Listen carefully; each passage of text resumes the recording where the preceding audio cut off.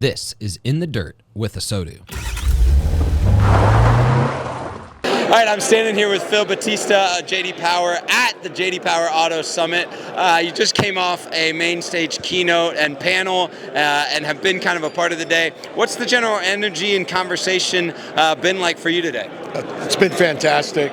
The vibe in the room was fantastic. People were applauding, clapping, engaged, so really successful, and the room was packed, not an empty seat in the room. So yeah, it's a really, just the energy, and then we're in the networking part, but one of the primary conversations, and the conversation that you actually got to have, was all centered around modern retailing, and not just modern retailing, but powering a retailing experience across the dealership. You talked a little bit about the idea of JD Power really being the underbelly of a lot of the data and enabling these retailing experiences. Can you tell us a little bit about how JD Power is currently doing that and the vision forward of how to support that? Sure.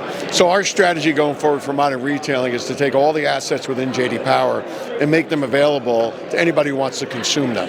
So if a manufacturer, say, wants to design their own website, like a Audi of America, for instance, we'll power that underneath and let them use services from us. If somebody wants to take a white label of an existing application, we'll do that. Or people can take any or all of the parts, right? So we're an enabler of the industry, and we view this as we want to be able to do business with anybody who wants to do business with us, even if they're a competitor. So today we had Andy from CarNow on stage. He competes directly with us in our digital retailing application, but yet we integrate him and we provide technology to him to make his application more powerful. So that's our go-forward strategy. I love it, and I think a key, especially over the last 2 years of the auto industry, has just been how collaboration is absolutely key. That, like you said, whether it's a competitor or your own product or anyone across the industry, where have you seen collaboration enable change within the retail industry, and what collaborations do you see necessary to continue moving that change? So for the foreseeable future, the DMS is still going to be the system of record where cars get delivered. So the DMS providers today need to be extremely open, and they seem to be going that direction now, to be able to share data.